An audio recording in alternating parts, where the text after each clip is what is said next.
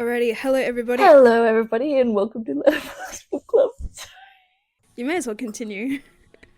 I was just doing that for the lulz to start with. Anyway, I also need to fart. Okay, anyway, Look, first the custard, now the fart, now interrupting me. I think that's karma. Okay, hello, everybody, and welcome to Letterboxd Book Club. My name is Mackenzie. And my name is Claire. I'm keeping that in, by the way. And today we are discussing Butcher and Blackbird by Brynne Weaver, which I think is funny because Orb Weaver. That's okay. And today we are here to talk about serial killers and why they're hot. Okay, not where I thought you were going, but we have been on a bit of a serial killer grind lately. Okay, this is the thing, because I didn't know what this book was about because I'd just seen it doing the TikTok rounds. Of course. So it was just like serendipity that we'd read love letters to a serial killer, and then we jumped into this one, and I was like, oh, more serial killers. Lovely. May as well stay on it. Yes. Okay, so thoughts, feelings, emotions. I gotta read the blurb first, because you took my job. Oh, fuck, I forgot. I lost my job. Read the blurb. Oh, God, I lose my job. Do you know where that's from? A pedophile being caught. I can just imagine the video. Like, I couldn't describe it, but I can just imagine it. You know, I'm gonna lose my job. I've been getting a lot of like pedophile catches on TikTok, and it's just so funny. Like, they're just so, they don't really give anything because they just can't fathom that they've been tricked. Anyway, moving on. This is the Goodreads description. Every serial killer needs a friend. Every game must have a winner. When a chance encounter sparks an unlikely bond between rival murderers Sloane and Rowan, the two find something elusive, the friendship of a like-minded pitch-black soul. From small-town West Virginia to upscale California, from downtown Boston to rural Texas, the two hunters collide in an annual game of blood and suffering, one that pits them against the most dangerous monsters in the country. But their friendship develops into something more. The restless ghosts left in their wake are the only few steps behind, ready to claim more than just their newfound love. Can Rowan and Sloane dig themselves out of the game of graves, or have they finally met their match? Butcher and Blackbird is the first book in the ruinous love dark romance trilogy of interconnected stand-alone dark romance comedies. This is Jewel Pop. The novel ends on a HEA. Well, I hate how you have to declare that it's a happy ever after. Anyway, thoughts, feelings, and emotions, Kenzie, go after that spoonful of food. I like your top, by the way. It is a dress. It is from Kmart, and thank you very much. Does it have pockets? It does not, unfortunately. Kmart. And it's like a weird length. I used it as a maternity dress when I was pregnant. Okay. And I just wear leggings underneath it. Yeah. Cool. Because it's a weird length. Anyway. Oh, style it however you like. Who cares? What's the point in getting rid of it for, like, the one use? Or the maternity use? Yeah, exactly. Anyway, okay. So, I loved this book. I absolutely loved this book. Don't get me wrong, I have qualms with it. And I could easily dive into it. And I could hate it. And I could tell you how, like, it didn't make sense and blah, blah, blah. And actually, you know what? I will tell you how it didn't make sense and blah, blah, blah. But we can get to that. However, I loved this book because it was so silly. It was a silly little romance novel, like, chucked in with some murder shit. And honestly, I don't need much more to get myself off. Hey, I love that for you. I respect that. Yeah. And also, I just love that his name was Rowan, because we all know how we love Rowan. Who is also, in another context, a murderous bastard. Exactly.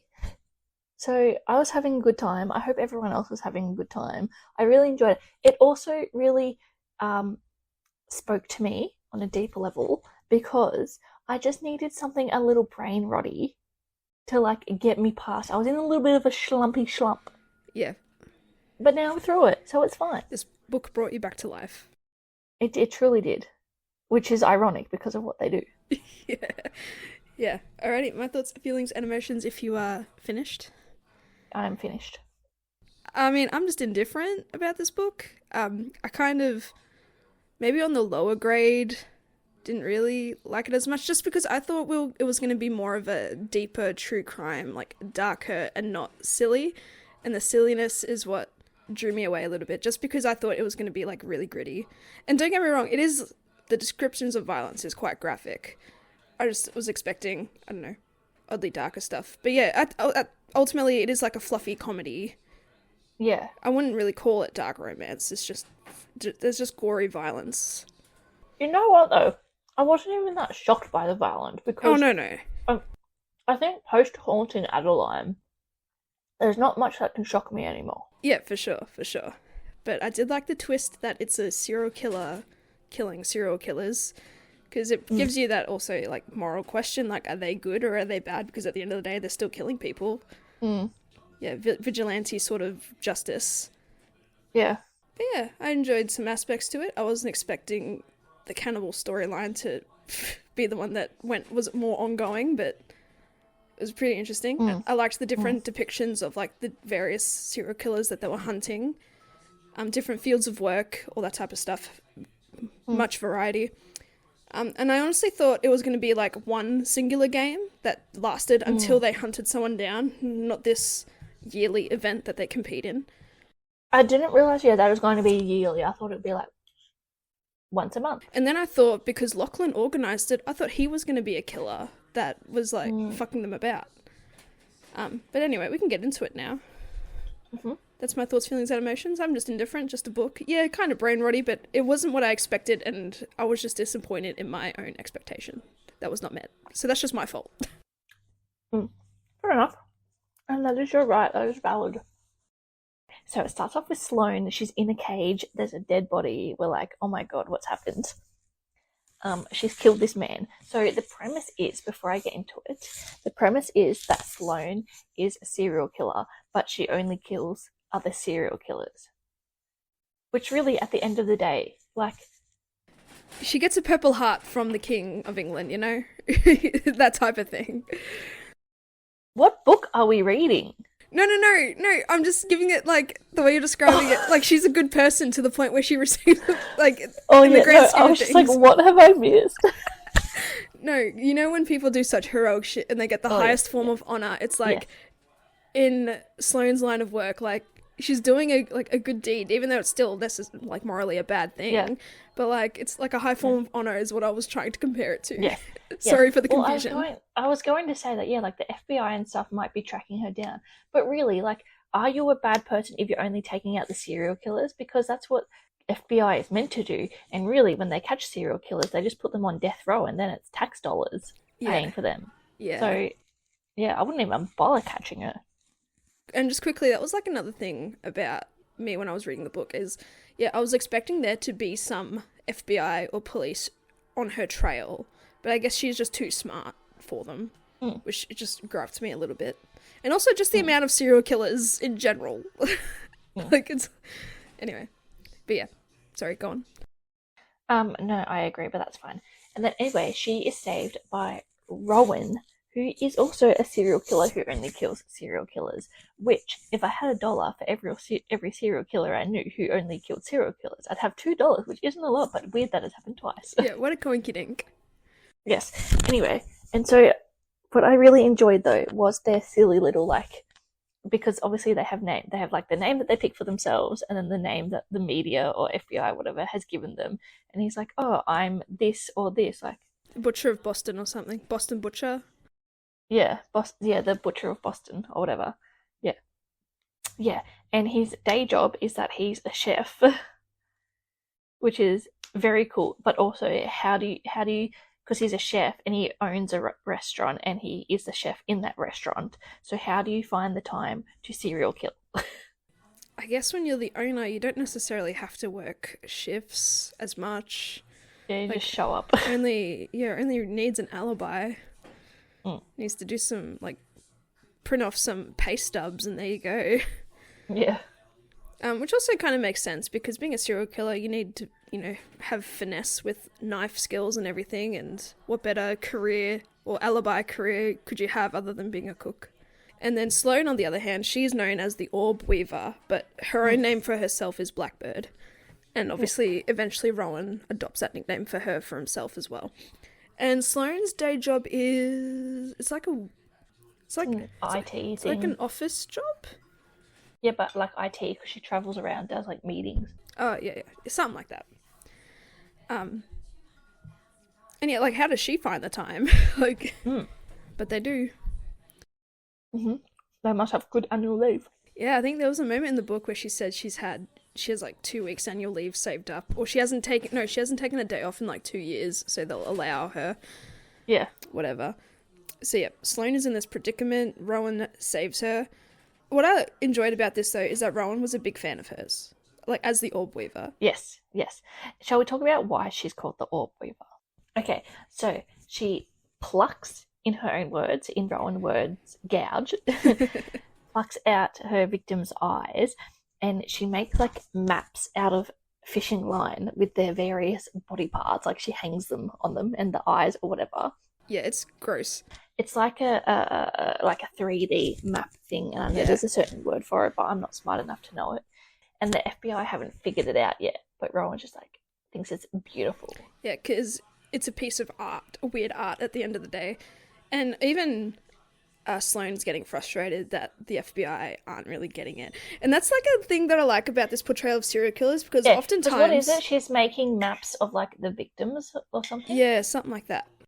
Of the serial killers that she's killing, their victims, she's making maps of. Yeah.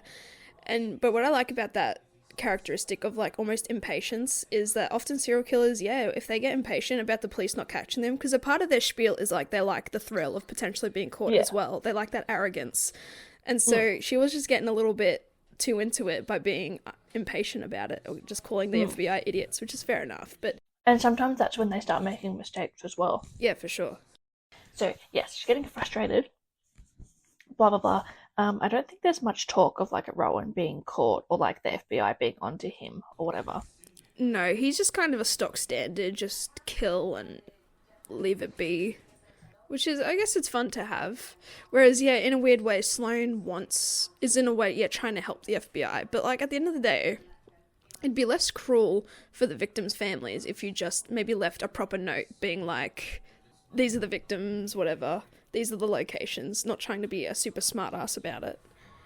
And like Sloane describes her murderous tendencies as like an itch as well that needs to be scratched. And I think maybe she just always had murderous tendencies, but then she put that energy into just killing serial killers itself, which is very interesting. And then I forget really what happens next, but they become buddies. Oh, they go to a bar. They have a chat, Rowan and Sloane. Yeah, and then like they want to catch like a specific serial killer. Serial killer, yes, thank you. And so they decide to make a game out of it. Yeah, I think they also mention a serial killer called a phantom serial killer, and the event kind of happens a year after they first met, like their first little competition. Yes. And it's really just for like bragging rights. I forget if there's any particular stakes about it.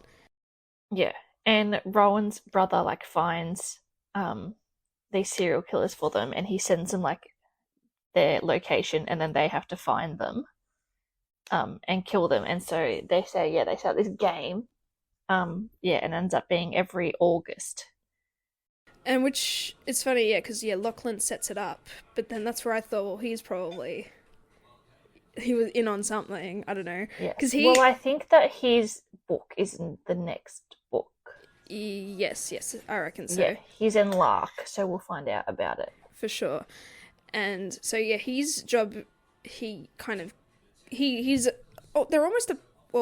Rowan and his brothers are a part of a group that they know each other, and they call the murderings like a hobby, which of course, Lachlan has a job where he cleans up those sorts of messes as well.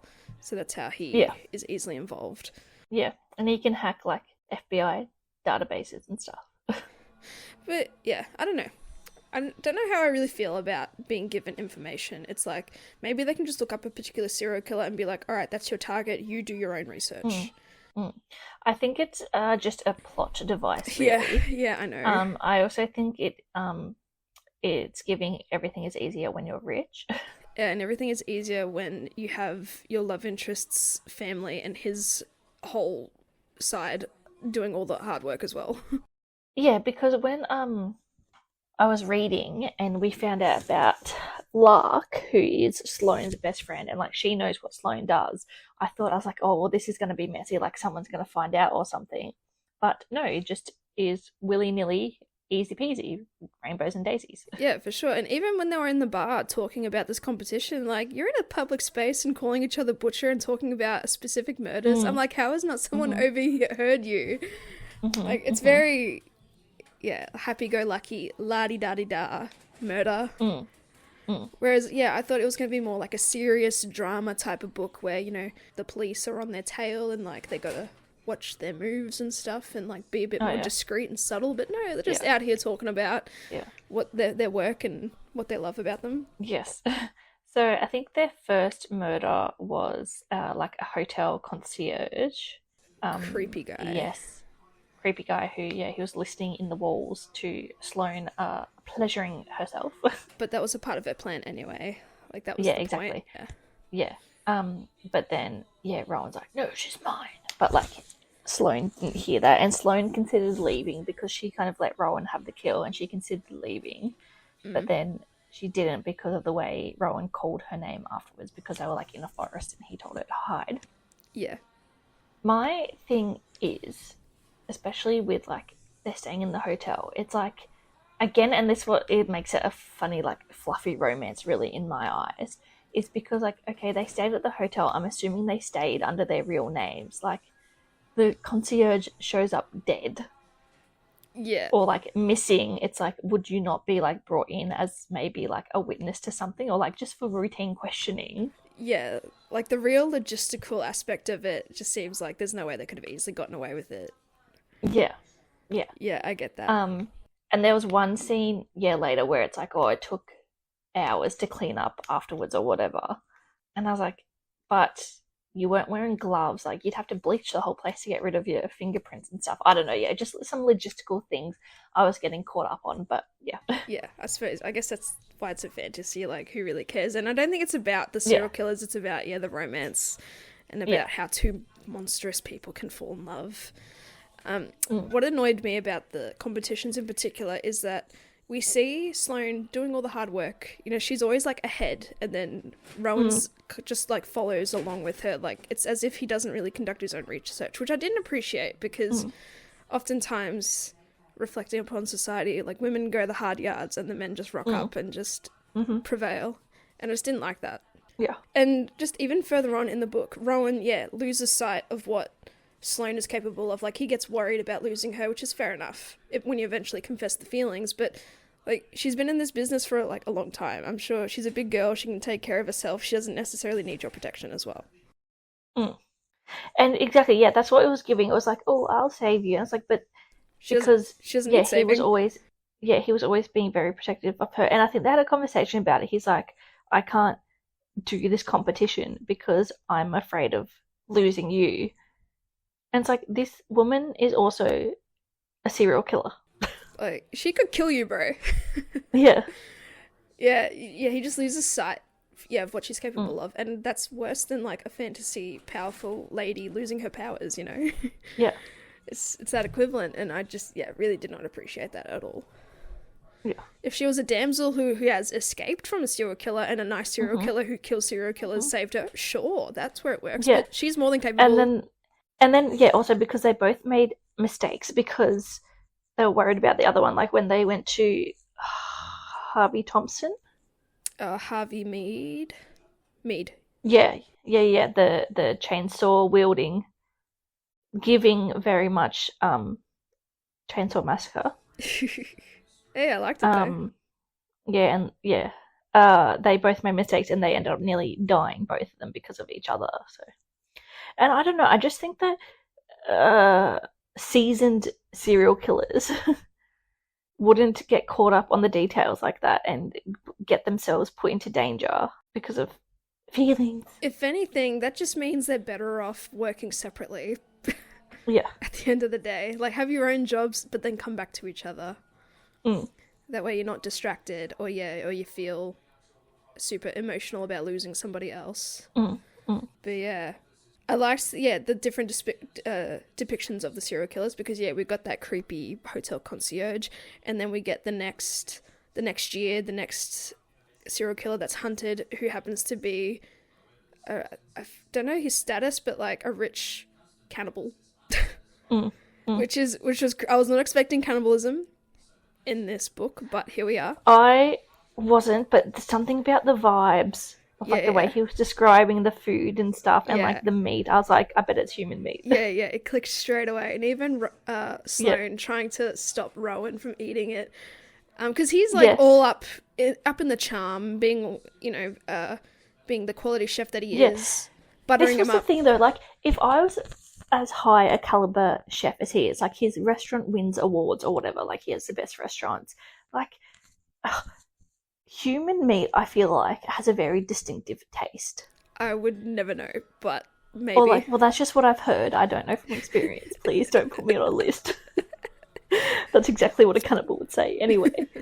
I feel like it has a very different taste than normal animal byproduct, so I feel like he'd be like, oh, what is this from? But also, I have eaten an ox tongue. No, a cow tongue? No, a tongue. I've eaten an animal's tongue before. Okay, and what was that like? I felt like I was eating a tongue.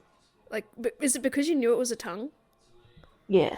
But because in this book, Thornston, I think that's the guy's name. Yeah, Thornston. Yeah. He was describing it as like a particular meat, like animal meat. So, like, you'd have that psychology, that placebo of, like, oh, well, then I'm eating lamb, but it's actually, human. Well, yeah, you'd just be like, and this is the delectable rump. Just like how they make the joke about the ice cream, but there's, like, they joke about the semen. Yes, you don't know unless, there's confirmation. But, I liked the subtlety of it because you figure it out pretty quick, but then it takes Rowan a long time. And then also, when he's obviously poisoned their wine and he's getting Rowan to drink, and, I was just like, for the love of God, like... It's like, this is a serial killer. Have some common sense. Yeah, Rowan has completely lost the plot and forgotten the point of this excursion, but he just got caught up in the hobby or in the grandiosity of the chefing in the service industry, which, I mean, that's fair. It just makes him more human. And not only is Thornton a cannibal, he has a little lobotomized manservant. Yeah, named David. Yeah. How cooked in itself. Not only, and he's also like cannibalistic as well, because he's a part of Thornston's like spiel, so why wouldn't you? Yeah. A lobotomized cannibal. Yeah. What a description for a character. Yeah. Yes, but they find, obviously, like, they kill Thornston and they save, well, first Rowan wants to kill David, the manservant. And honestly, like, that's the move, because he's a witness. Oh, of Even course. if he's lobotomized, he's a witness. He could find a way. Yeah, but then Sloane's like, no, we have to help him. And then so Rowan gives him a job in his restaurant. Anyway, upon their cleanup, they find, ice cream that contains human semen. And it was, like, milked from, like, the 10th to the 13th or whatever. Like, oh. Yeah, gross. But honestly, we can't... Also, about as a that. Person who has had semen, I was just gonna say, like, especially women who perform oral sex on men and stuff, like, they're encouraged to just swallow it. So, like, we can't be yucking about semen ice cream. Like, that's... Okay, no, I can, because I'm gonna call myself out here. I mean, it depends if you like it or not. There's a trick, like, you just get the willy okay. deep enough in your guzzler. You didn't have to say guzzler like that. just goes straight down your throat, right? Oh, Jesus just Christ. ignore everything. It's another one of those things that you just don't think about it. You don't think about it, okay? But if I know I'm eating semen ice cream... That's a different thing. Yeah. Give them the good old Gluck Gluck 3000. But yeah, I feel like semen is like the tamest thing in compared to cannibalized meat and stuff, It's more appropriate, I guess, in comparison. As I was gonna say, this is where like the morality sort of shifts. It's weird because you're a serial killer killing serial killers, which is a good thing, but also a relatively bad thing. And then you take in, I guess, an accomplice of a serial killer as well. Exactly. Yes. To rehome and rebrand. Yes. I want it for the record. I never trusted David. Something about him was sussy-wussy. His story was not over. I don't know if I don't know. I didn't catch any, like, sus vibes from him. I was just like, oh, this is weird. And I didn't think that, like, he was going to play a bigger part. because I guess if you take in a lobotomized person, you should probably go and get them some medical care. But then I guess for their situation, they'd have to explain how they came across this lobotomized person. So it just made more sense to just stick him on the dish pit. Yeah. He can be a dish pig. Yeah, and hope for the best. Yeah, and just hope he doesn't eat your employees. Well, they didn't know that he was a cannibal at that point. But I know, but like, you never know. Yeah. Yeah, but I liked that interaction, or that serial killer game year, because I guess I just wasn't expecting a cannibal, and it was like, oh wow, we're going in that direction, because given the tone of the book, it's like a fluffy comedy. Like, the only twisted nature of it is just the depictions of violence, which is fair, but nothing else really screamed dark.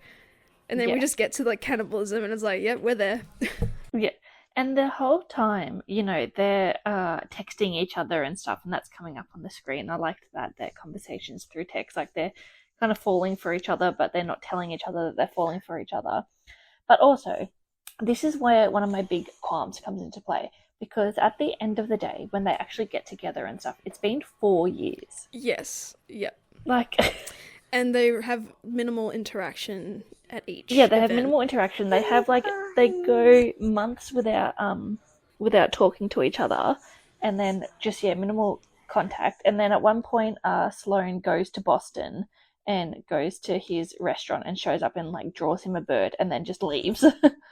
Draws him a blackbird specifically. Yeah, she's like in two minds. She wasn't really sure, because that's when she realizes she wanted to, like, hook up with him and stuff as well.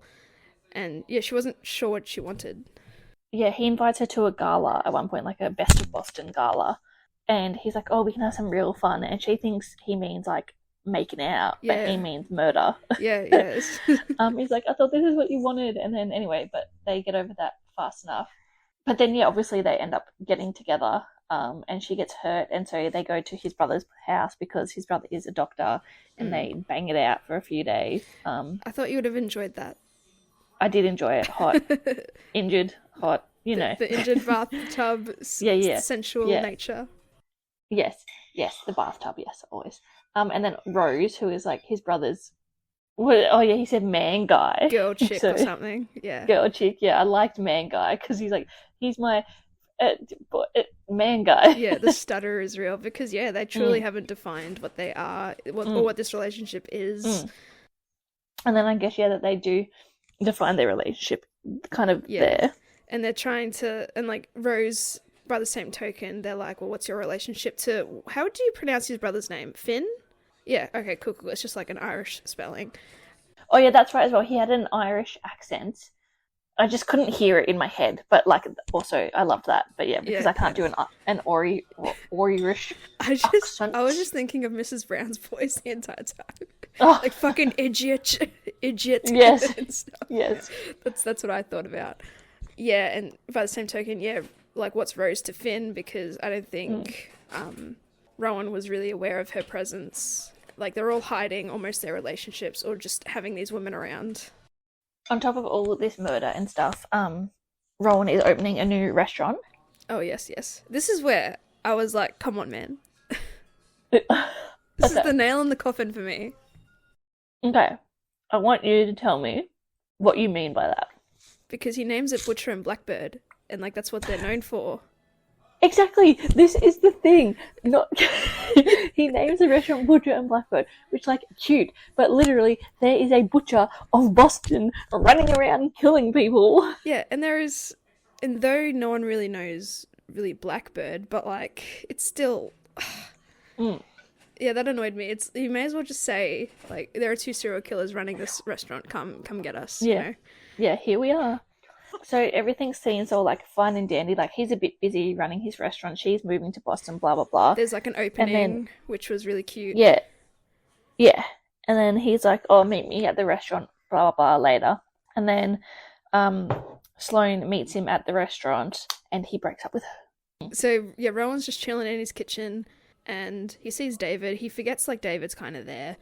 No harm. He goes out to the back, does something, comes back. Next minute, there's a gun to Rowan's forehead, and an unfamiliar voice talking to Rowan. But we all come to realize it's David. And then it's properly revealed that it's David.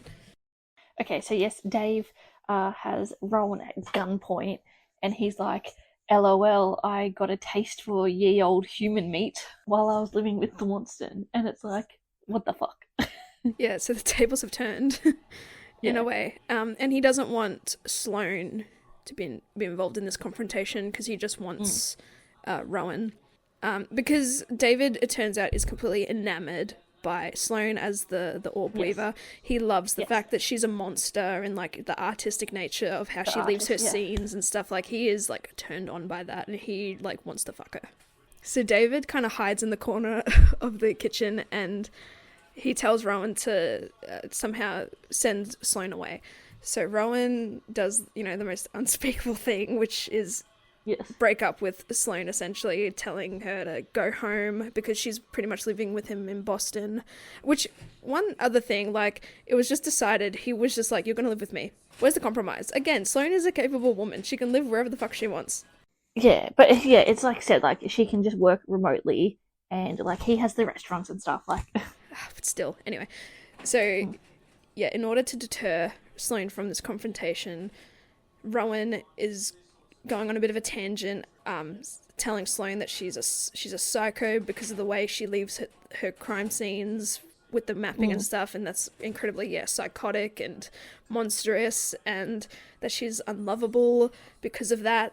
Like, he's really going off to try and send her away, and her heart breaks like in front of him in that moment because she believes it, because she believes it's to be true, and so she walks away, goes home. But he says something about how, like, the gala... Yeah, there's a secret message there. Yeah. And he says, like, the 10th or the 13th or whatever. And she's like, no, like, he would know the exact date or whatever. And, mentions the ice cream. She calls Lark. And then she's like, oh, no, like, he wouldn't mess up that date. I went through our messages, blah, blah, and then she figures it out. Which is kind of like a real fun callback onto how the FBI should be figuring out her secret messages in the webs, whereas she almost didn't figure this out herself. Yeah, she's like, persimmon ice cream. And then she realised, David, oh no. Yes. Oh, what's that Schitt's Creek? Also, this is the thing. Ew, David. Oh, David. Is David actually lobotomized, or was he faking it? He faked it, but I feel like there'd be like scarring, right? Well, I don't know, because it just goes in the eye. Oh, like, I just imagine, like, old-timey-wimey just cut the head and, like, open the head. No, I don't. They just stick, like, sure. a thing in the eye and they go through, Oh, maybe. It's on The Boys, my guy. Sorry. That's right. No, but she kind of just gets any sort of brain damage fucks her up. No, she's lobotomizing herself. Yeah, but... okay. But she does get shot in the Look head. up a lobotomy. I know. Listen, I agree with you, but also in The Boys, she gets shot in the head, not right between the eyes, and she was still brain damaged to a degree. I understand the lobotomized thing. Yes, okay. She's not walking around with a big old Frankenstein scar. That's what I thought. That was what I was imagining. I'm like, how did he get away with it for so long? Yeah. But yeah, I don't know. He managed to convince Thornston that he is lobotomized somehow. And in a time where they are aware that serial killers are being hunted, he decided that they should stick together in a way because serial killers can draw out other serial killers like that. So that was a funny, like, revelation. David has Rowan tied up and he's starting his little, I don't know, dissection in a way, taking off bits of skin. Also, why do villains always monologue? Because they like the arrogance. Oh yeah, he mandolins off, like, his arm skin. And has a bit of a nibble. I've mandolined myself and it ain't fun. No. Ugh. Oh yeah, has little sashimi snack. Yeah, gross. What's that term? Mandolin? It's a kitchen tool. Okay, and you just, like, scrape it against your skin? No. Like cut? No, you... I don't know. I had a hard time imagining it, okay? One of those, hang on. Ah, okay, cool. So you have the blade and you, like... looks like I'm giving a hand job. You have the vegetable or whatever like that and it does thin slices. So he obviously has the blade and he's going like... yeah. That is horrifying. Yeah. Jesus Christ. Yeah, so that's fun. Which, like, you'd bleed out. Yeah, David monologues Rowan is pleading for Sloane. He's like, you can do whatever you want to me, blah, blah, blah, just don't hurt Sloane, because David, wants to be, like, a partner in crime to Sloane, but also inevitably wants to, again, fuck her. He's just enamored by her. So Sloane figures it all out, and so she heads back to the restaurant, and she calls Lachlan and prepares Lachlan for some backup. Sloane, back at the restaurant, confronts David, and she's kind of playing into the flirtation, a bit of like, I don't need Rowan, but like we could work together, that sort of thing. She somehow got a gun, and she's all like, I don't like guns, and hands it off to David, but in a swift motion, just like slices his throat. So a little cheeky sleight of hand. But she had David like wrapped around her finger at that point. He was, enamored is like, the best description of him towards her and his feelings. Like he was enthralled. It was giving, oh fuck you if you let me live.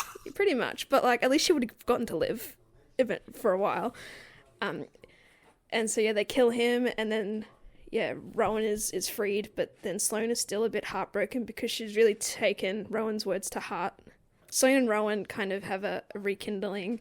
Rowan is all like, you figured it out, babe, I'm proud of you. Yeah, and so pretty much everything that he described that made her quote unquote unlovable is what he actually loves about her. He loves that she's psychotic. He loves that she, makes art of the scene, her crime scenes and stuff, and like they're not perfect, but they'll try and be perfect for together, and like no one else will understand them but each other, blah blah blah.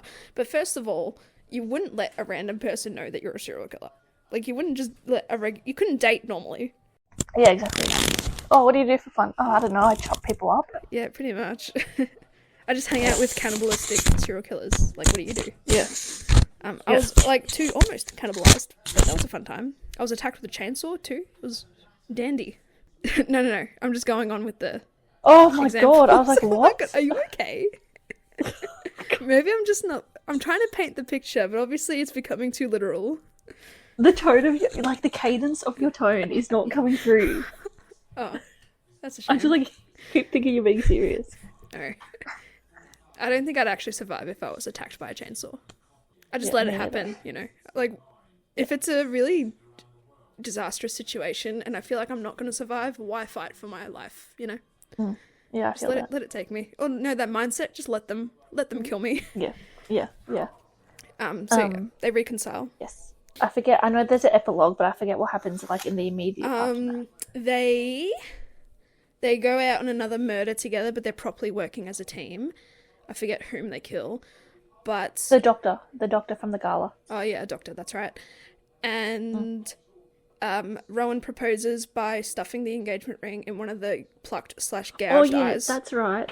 Yeah, he Gross. stuck it in the plucked out eye, which was like, it's giving I know you intrinsically. I know you. But also, like, it's strange, because he's all like, Sloane, look at that gouged eye. It looks too gougy and not plucked. And she's like, fuck you, it is so totally plucked, and checks it out. And then there's like, first there's a napkin of when that was reminiscent and represented something, which I forget, but a milestone in there. It was the when she drew the blackbird on the napkin. That's right. And then then there was another little package, which was the engagement ring. And the epilogue is about, there's this depiction of a phantom, like the chapter is called The Phantom or something, and it's like a really religious thing, and he's pretty much stalking a butcher. And it's all about, you killed my brother once before, so or I'm something. Gonna kill you. So I'm going to kill your brother or something. Like, that's what it implies. Like, I'm going to take your brother because you killed mine. And that's what leads on to the next book, I guess. Like, the Phantom will be that serial killer that will be hunting serial killers who kill serial killers. Which is going to be a never-ending cycle. Yeah. Well, the next one is about Lark, because it's like leather and Lark. So it's Lachlan and Lark. Yeah, because Lachlan and Lark do hook up in this book as well. Yeah, and Lachlan does, like, leather works. Yeah, and he obviously cleans up crime scenes and stuff, so... But yeah, I liked Lark. Everyone needs, like, a best friend that knows your hobbies. But you do get a lot of, like, relationship development, because there was a time where Rowan was sending groceries to Sloane's house, like, early on, and, like, he'd teach her how to cook through the phone call, but he's actually, like, outside her house, which is pretty creepy, but, like, romantic to a degree.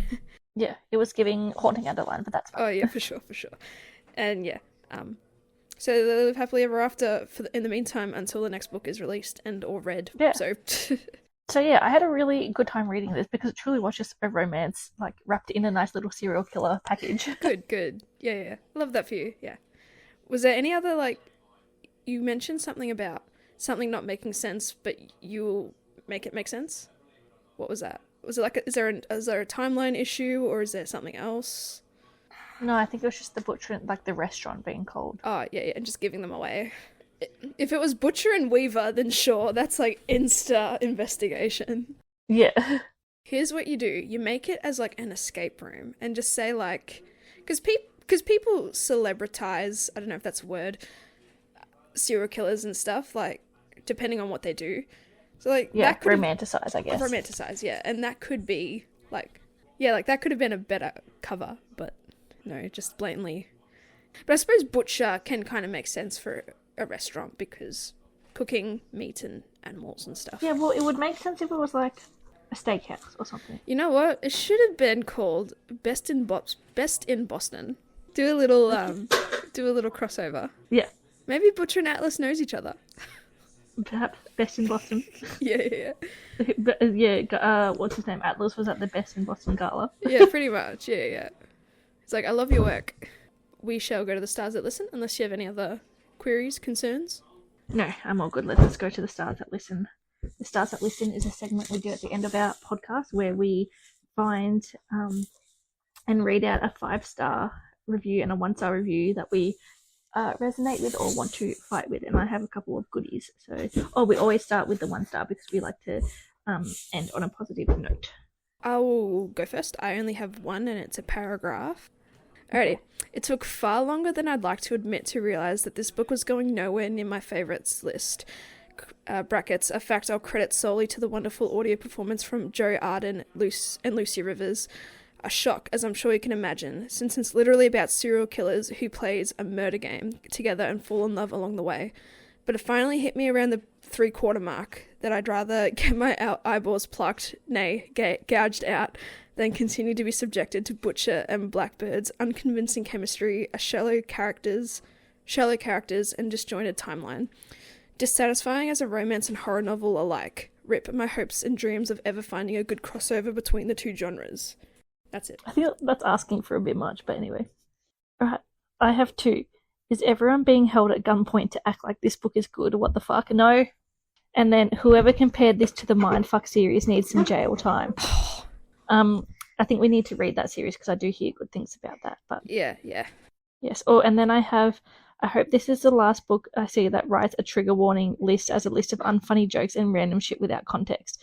Trigger warnings lists are like allergy lists. They're there for people who might have a reaction so they can decide if the book is right for them. They're a mobility aid for mental health.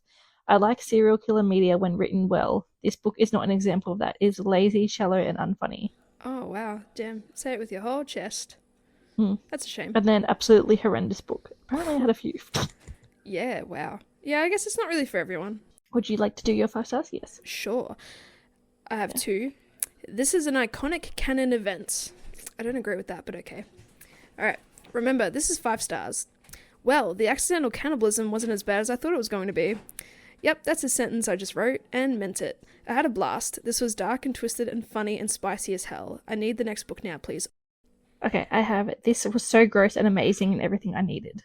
I love how gross is a compliment. Yes, and then I love these 2 psychopaths. Okay, and then I have a funny one that I was confused about. So it says, I am here to share with you my recommendation for the riveting audiobook Butcher and Blackbird. I was immediately captivated by this book because of the author's attention to detail. Weaver's words perfectly craft a world of sights, sounds, and smells of 19th century London in your imagination. The atmosphere is impressively heavy, packed with tension and intrigue. Weaver has created a character with resilience and tenacity, and I found myself cheering her on the whole time. Okay, now I'm going to go to Audible. I'm going to see if there's like another Butcher and Blackbird about 19th century London. So yeah, Kenzie and I had a quick prior discussion about this comment because it seems so out of whack as to what actually happened in this book, and I think it's just an unedited arc or an arc that just got switched up. Yeah, there's not another one, so I don't know. But that was written on the 11th of June 2024. and the book came out like last year. Oh, I reckon the comments had just got confused with something. Yeah. Maybe they're just picturing like Peaky Blind-esque because the guy's Irish, you know? Oh, They're just thinking gangster. They're like underbelly gangster vibes. But anyway, it's a funny comment though because it's just so far out of what actually happened in this book. Yeah. The most false information you could get. Alrighty, so that concludes this episode of Letterboxd Book Club. I hope you all enjoyed it. Thank you all for listening. Yep, catch us on the socials, Instagram. I've just had a mental blank. Instagram, YouTube. Instagram, letterbox_book_club. From there, our link trees in the bio where you'll find us in all the places. YouTube, Spotify, RIP, Google Podcasts, SoundCloud if you're nasty. Yeah. And this is what happens when you take my job. Yep. Stay safe out there, folks. Alright, yeah, don't be killed by a serial killer, please. Or maybe even just don't become a serial killer that kills serial killers. Or maybe we do need more of that in society. I don't know, vigilante justice. But all for the betterment of the world. Anyway, see you all next time. I don't know what's out. Maybe it's Wild Eyes by Elsie Silver, so stick around if that's your jam. I think so, yeah. Let's ride more cowboys. Alright, thanks everyone for listening. We love you all. Bye. Bye.